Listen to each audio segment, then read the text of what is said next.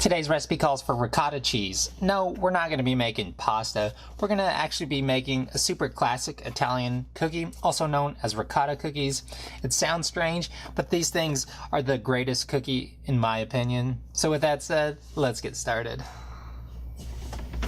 The first thing we need to do is combine all of our dry ingredients together in a large holding device. You'll start by adding 3 cups or 360 grams of all-purpose flour, half a teaspoon of baking soda, next 3/4 teaspoon of kosher salt, and lastly 2 teaspoons of baking powder. Once you have everything together, you'll give it a quick sift, push through any large clumps that are left behind. Once you've done all that, lightly whisk your face off to bring everything into one dry, dusty mix. To the bowl of a stand mixer with the paddle attachment or in a bowl with a hand mixer, you'll add 3/4 cup or 170 grams of room temperature weather unsalted butter. Once you have that in the bowl, slap that around a little to help break it up a bit. Throughout this entire recipe, you'll scrape the bowl down before the addition of the next ingredient. This will make sure everything gets well mixed together. Ensure you scrape the bottom of the bowl on the stand mixer. Things are notorious for getting stuck. To the bowl of butter, you'll add the zest from 1 whole medium-sized lemon. You want to zest over the bowl to catch any of the sugar crystals or juices that come off when zesting. Once you have the lemon skin in the bowl, turn the mixer back on. After it's up and running, the next thing you'll add is 1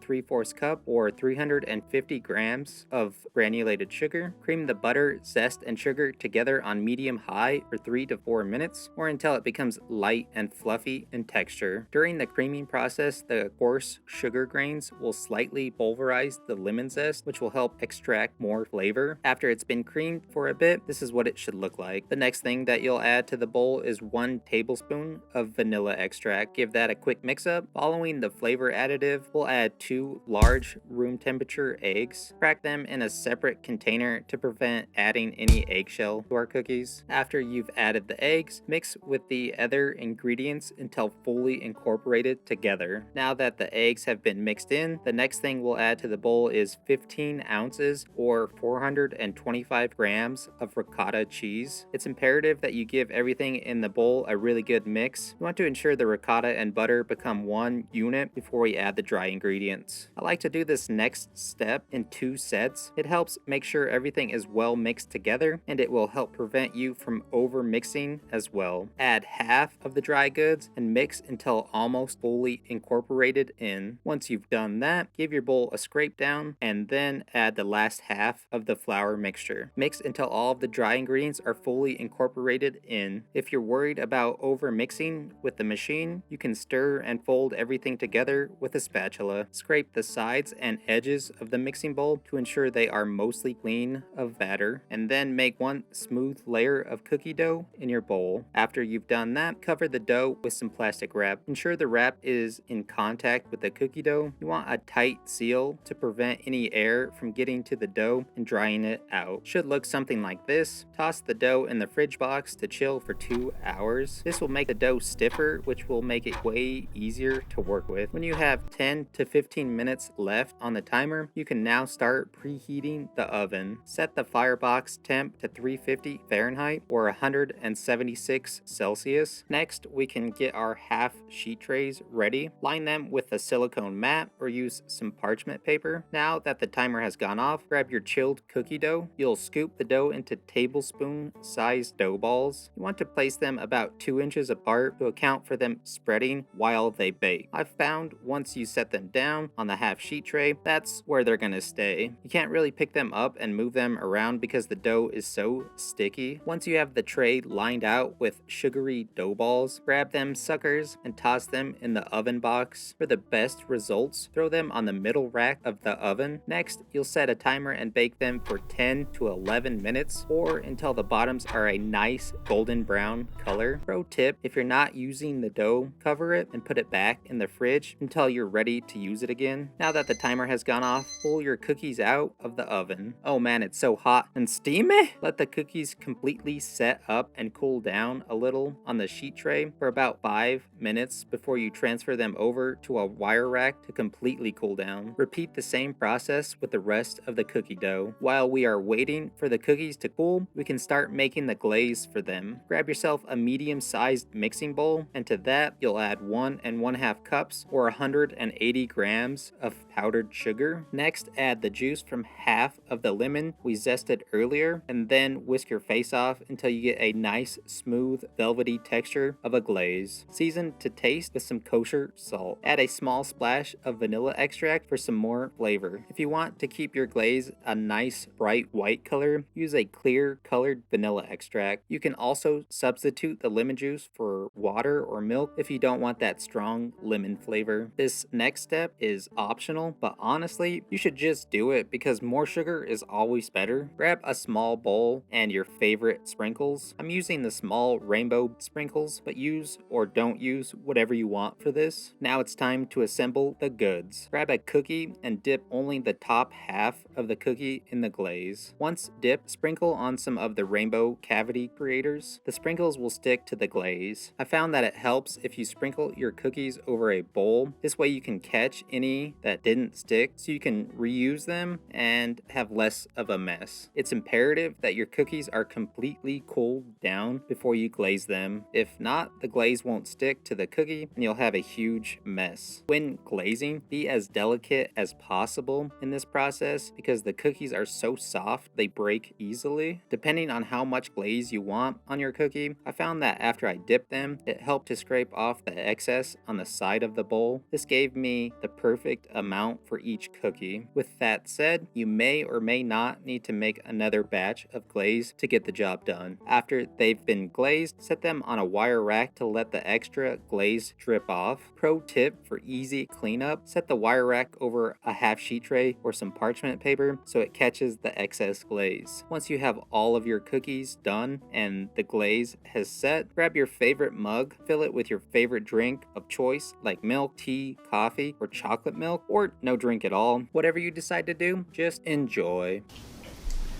Now that our cookies are done, let's give them the old taste-a-roo. So looking at them, they came out super aesthetically pleasing. They got some nice height to them. They look super pillow soft and looks super tender as well. Then the glaze makes it look inviting, and those sprinkles add that pop of color. All those different little colors in there makes it look cool, and it also came out nice and golden brown on the bottom. So let's break into it. With ease, my friends, with ease. Look really good, so yeah. These cookies came out super insanely banging. There's so many different things going on for it. First of all, texture-wise, these things are out of this world. They're super, super, super soft. They remind me of little clouds in your hand or little pillows you would take a nap on or whatever else is super soft out there in the world. They're almost like little cake cookies, which is awesome. The sprinkles on top counterbalances all that softness with a little bit of crunch factor. Flavor-wise, they're not too sweet, they're just perfect. That lemon zest adds that little pop of flavor. The glaze on top with the sprinkles adds a bit of sweetness, but the lemon juice inside of the glaze adds that acid to help cut through that sweetness. Overall though, these things are just perfect. This recipe is a real simple one and is perfect for any novice baker out there. You can play around with the ingredients and maybe use a brown butter next time instead of a regular butter, or get rid of the rainbow sprinkles and use some chocolate sprinkles, or add your favorite extracts like almond or some orange extract, or just a ton more vanilla. There's pretty much endless opportunities. So hopefully you enjoyed today's video. Thanks for watching, and I gotta go find a magnifying glass and some tweezers because I gotta find all these dang sprinkles that are all over my kitchen. It's a mess. So we'll see you on the next one. Likes. Got that nice. Just keep saying nice. Ton of pop or